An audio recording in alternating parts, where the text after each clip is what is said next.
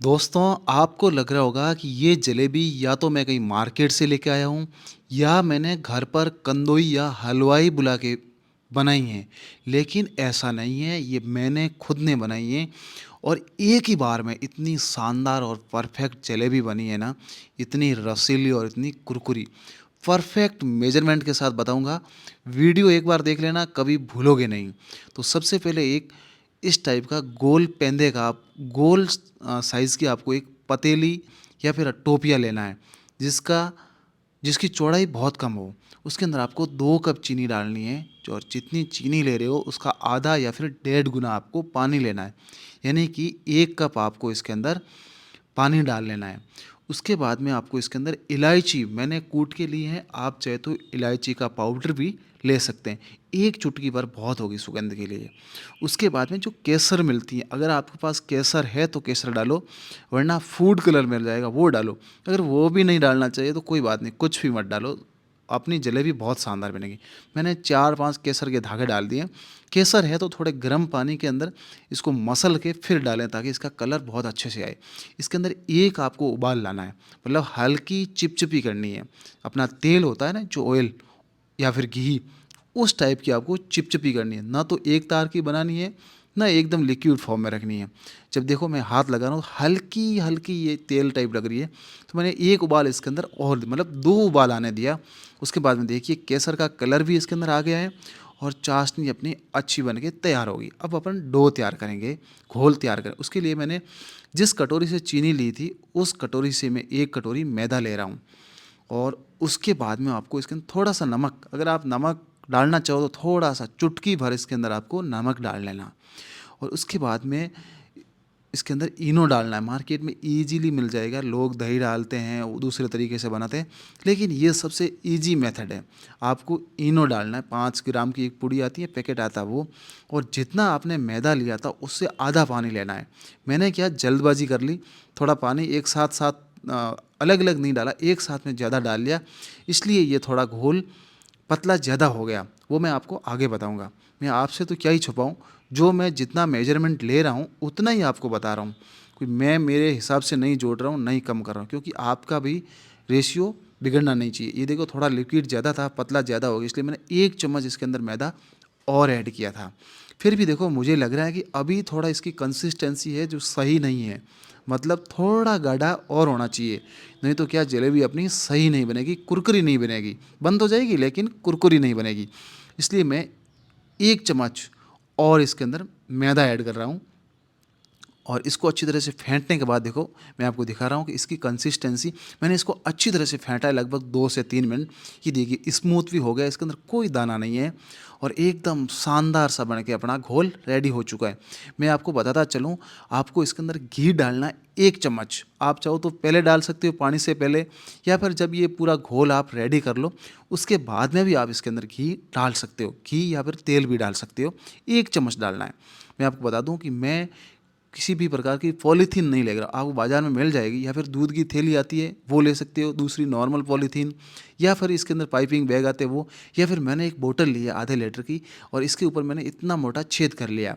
एक सुई आती है छोटी, उससे बड़ा एक सुआ आता है, उसको गर्म करके मैंने इसके अंदर छेद कर लिया है, ताकि ये परफेक्ट है ना ज़्यादा। उस जो प्लास्टिक लेंगे उसमें दिक्कत क्या होती है, हाथ जलने लग जाते हैं और उसके अंदर ज़्यादा दबानी पड़ती हैं, या फिर कम दबाओगे उसके अंदर जलेबी निकलेगी नहीं, लेकिन ये एकदम सही है।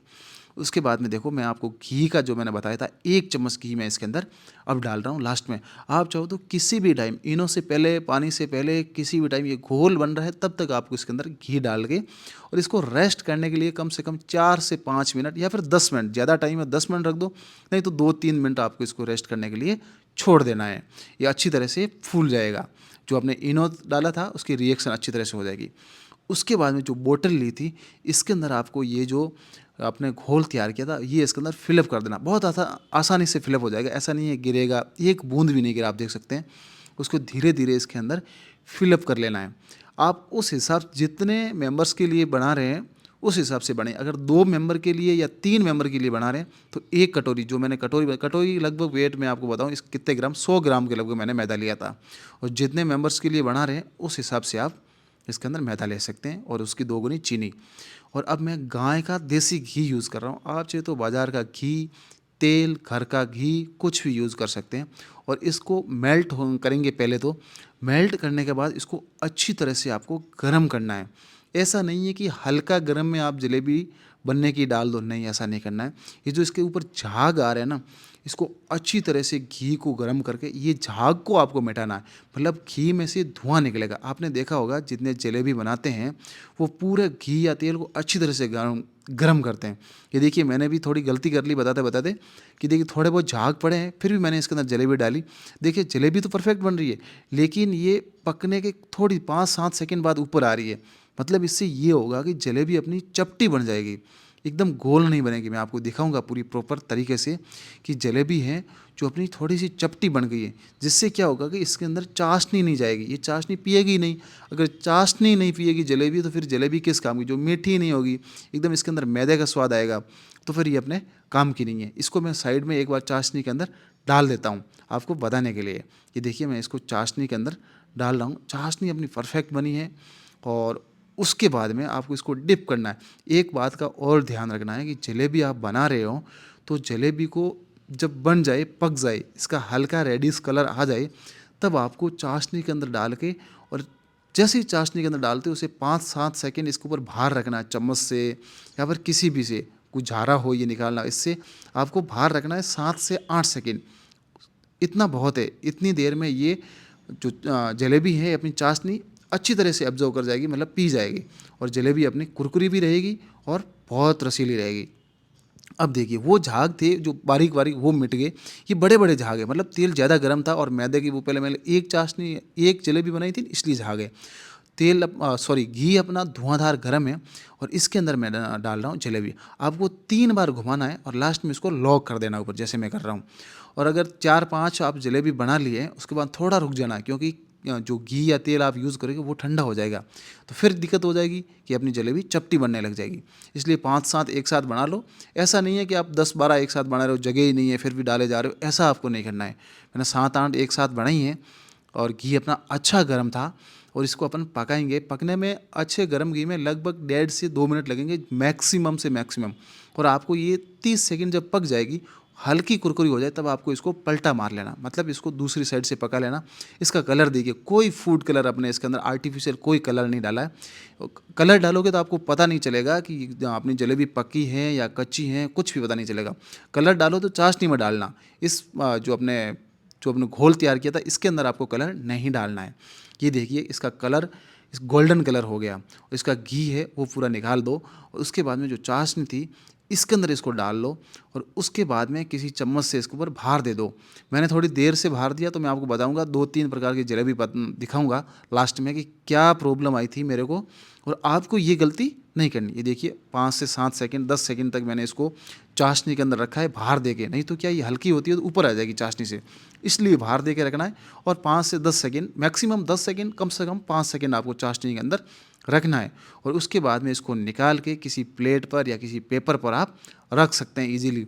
जलेबी में कोई दिक्कत नहीं आएगी, क्योंकि जलेबी कुरकुरी भी बनेगी, रसीली भी बनेगी और बहुत मीठी और बहुत स्वादिष्ट बनेगी। ना इसके अंदर कच्चापन रहेगा, ना इसके अंदर कड़वापन रहेगा। ये सबसे पहले वाली थी जो मैंने इसको नीचे गिरा दिया है, क्योंकि नीचे गिराने लायक है, खाने लायक नहीं है। इसमें भी आप देख सकते हो कई रेड हैं और कई हल्की सी वाइट है।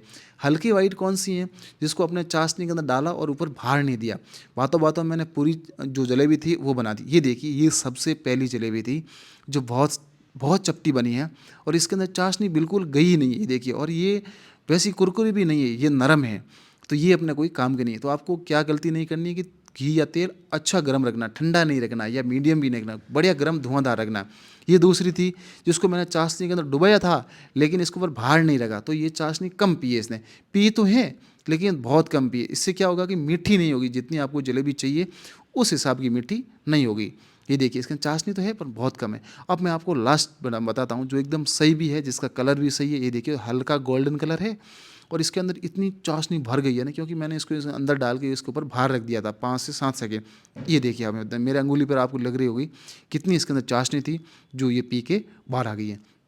और जो चाशनी पीछे बच जाएगी, या तो आप दूसरी बार कोई रेसिपी बनाओ तब यूज़ कर लो, या इसके अंदर गेहूं का आटा डाल के थोड़ा इलायची वगैरह डाल के इसके मालपुए बना लो, या फिर सेक लो, वैसे अपन दूसरी कोई रोटी सेकते हैं वैसे। बहुत लजीज और बहुत शानदार थी। रेसिपी कैसी लगी मुझे कमेंट करके ज़रूर बना, एक बार अपने घर पर ज़रूर बनाना और दोस्तों के साथ शेयर करना।